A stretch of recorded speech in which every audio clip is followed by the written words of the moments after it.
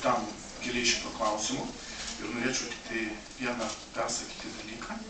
Tai teisingai buvo nuspręsta ir su planu supažindintas, kuris yra tikrai neblogas visos tos situacijos, reiškia valdymo ir likvidavimo. Daug dievė, kad tik būtų laiku jisai vykdomas, tikrai vienas mūsų noras ir mes pasijungsim visom savo išgalėm. Ir pirmų veiksmų numatyta, reiškia, daiktų, kilimų, su kitų dalykų išnešimas.